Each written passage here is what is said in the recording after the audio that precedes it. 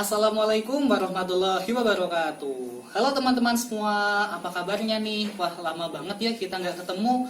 Semoga kalian dalam keadaan yang sehat-sehat saja ya. Bertemu lagi dengan saya Dwi Nanda Bermahumanika di channel Diari Kemenkumham. Di sini saya adalah agen atau mitra dari Nindi untuk channel Diari Kemenkumham. Nah, pada video pembahasan kali ini saya telah memilih dua pertanyaan yang telah Sobat Midi tanyakan baik di kolom komentar Instagram maupun di kolom komentar YouTube. Pertanyaan yang pertama adalah kegiatan apa yang akan dilaksanakan setelah lolos menjadi CPNS di Kemenkumham. Dan pertanyaan kedua adalah berapa gaji yang akan diterima oleh CPNS Kemenkumham khususnya penjaga tahanan. Seperti biasa, sebelum masuk ke video pembahasan, bagi yang belum subscribe channel ini, subscribe dulu. Jangan lupa untuk ajak teman-teman kalian dan keluarga kalian yang lain. Jangan lupa juga untuk follow Instagramnya di @diarikemenkumham karena kalian dapat mengetahui informasi seputar Kementerian Hukum dan HAM.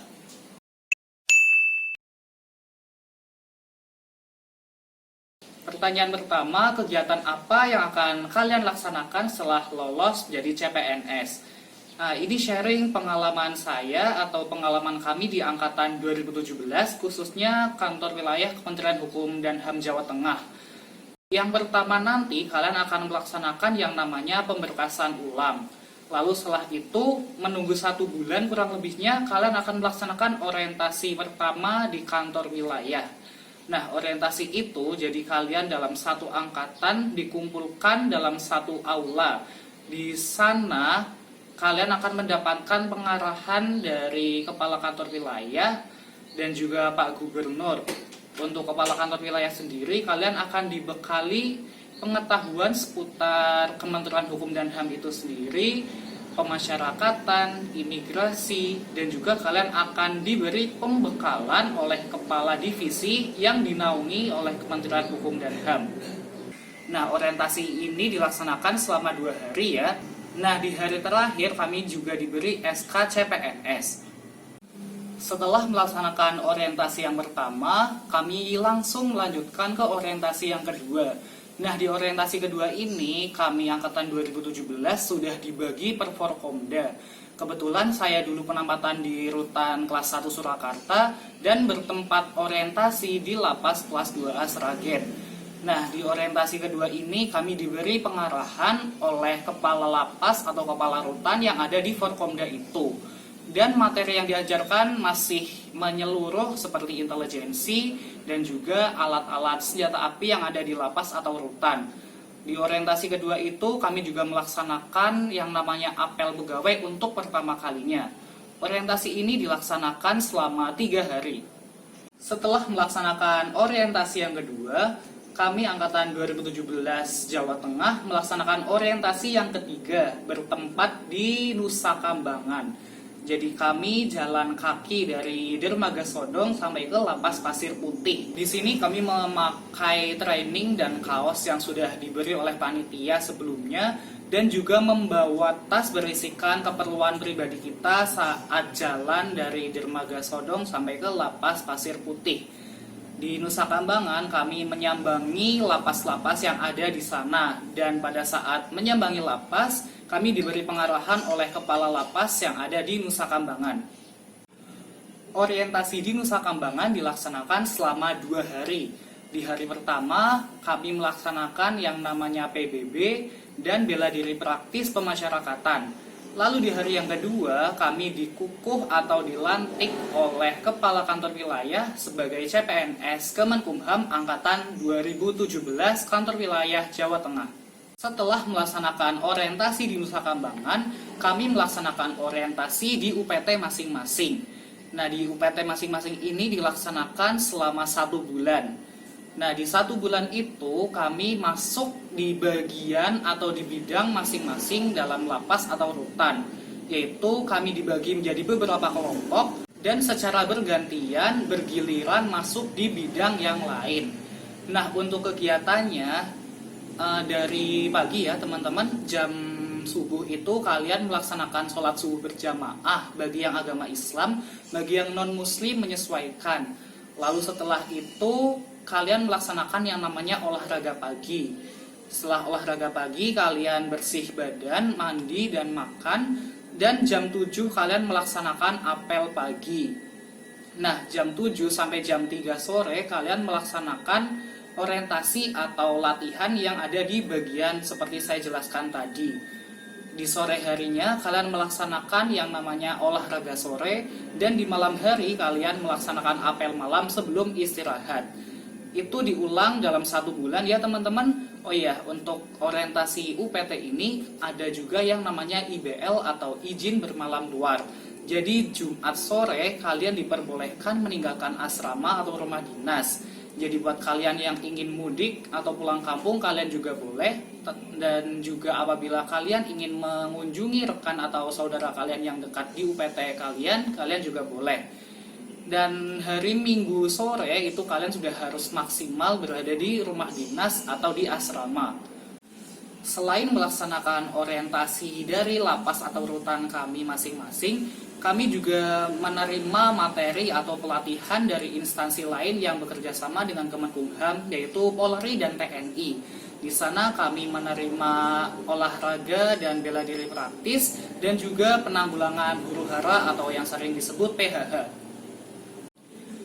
Setelah melaksanakan orientasi selama 1 bulan, kalian akan bekerja menjadi CPNS.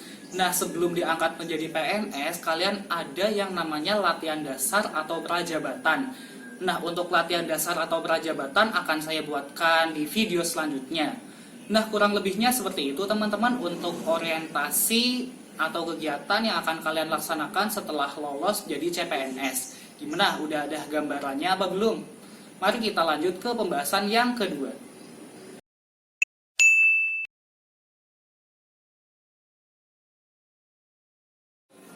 Pembahasan yang kedua adalah berapa gaji yang akan kalian terima setelah lolos menjadi CPNS, khususnya penjaga tahanan.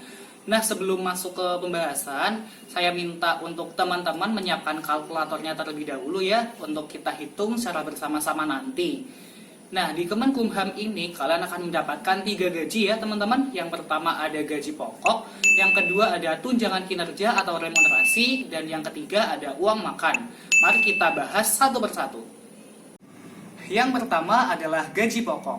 Sedikit informasi ya untuk teman-teman yang mendaftar menggunakan ijazah SMA SMK sederajat, kalian akan diangkat menjadi PNS dengan golongan 2A. Sementara untuk teman-teman yang mendaftar menggunakan ijazah S1, kalian akan diangkat menjadi PNS dengan golongan 3A. Besarnya gaji PNS diatur dalam PP nomor 15 tahun 2019 tentang perubahan ke-18 atas PP nomor 7 tahun 1977 tentang peraturan gaji PNS. Mari kita lihat tabelnya sebagai berikut.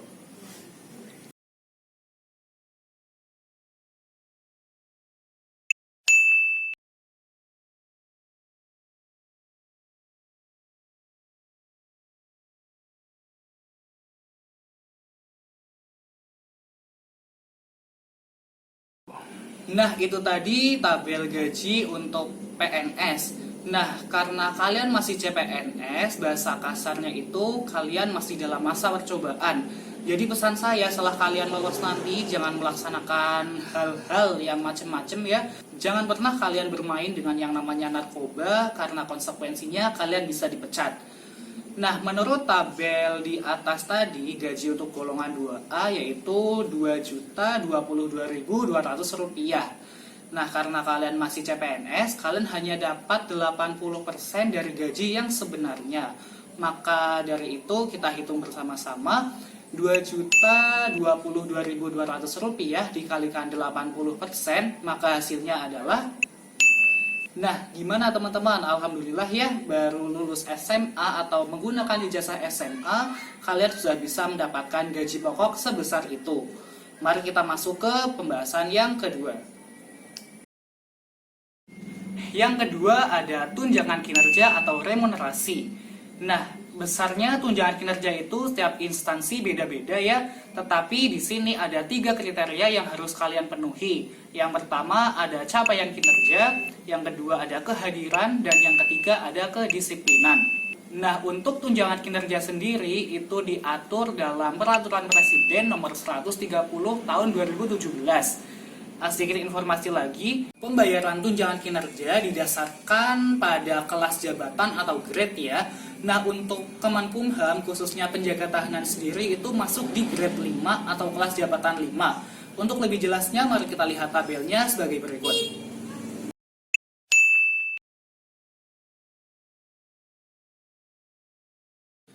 Menurut peraturan presiden, untuk penjaga tahanan akan mendapatkan tunjangan kinerja sebesar Rp3.134.250. Nah, lagi-lagi karena kalian masih CPNS, kalian hanya mendapatkan 80% dari gaji yang sebenarnya. Mari kita hitung lagi, Rp3.134.250 dikalikan 80%, maka hasilnya adalah. Nah, tapi ingat ya teman-teman, ada 3 kriteria yang harus kalian penuhi untuk mendapatkan tunjangan kinerja yang maksimal. Jadi, kalau kalian izin telat masuk kantor, kalian akan dipotong. Izin pulang lebih awal, kalian juga akan dipotong. Izin tidak masuk, akan dipotong remunerasi. Apalagi kalian tidak masuk kantor, otomatis kalian tidak mendapatkan tunjangan kinerja secara maksimal. Mari kita lanjut ke pembahasan yang ketiga. Yang ketiga ada uang makan. Nah, merujuk pada Peraturan Menteri Keuangan Nomor 78 Tahun 2017, besarnya uang makan yang diterima oleh PNS golongan 1 dan golongan 2 adalah Rp35.000 per hari. Nah, di penjaga tahanan sendiri kalian bisa mendapatkan dalam 1 bulannya kurang lebih Rp700.000.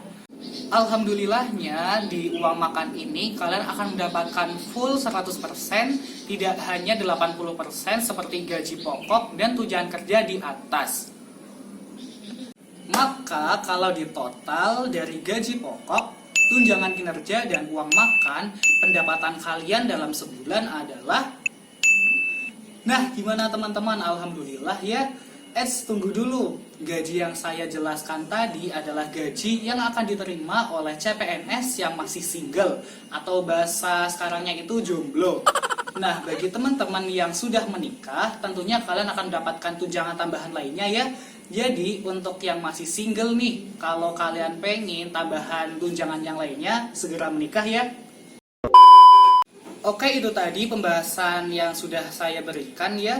Di video ini hanya sekedar memberi penyemangat atau hiburan kepada teman-teman yang menanyakan hal itu. Menjadi abdi negara tidak penting seberapa tinggi jabatan yang kalian punya, seberapa penting pangkat yang Anda punya, dan seberapa besar gaji yang kalian miliki. Yang penting untuk menjadi abdi negara adalah bagaimana cara kita memberi pelayanan yang baik kepada bangsa dan masyarakat untuk mewujudkan Indonesia yang lebih maju. Sekian video pembahasan dari saya. Apabila ada kesalahan, saya mohon maaf. Sampai bertemu di video selanjutnya ya teman-teman. Wassalamualaikum warahmatullahi wabarakatuh.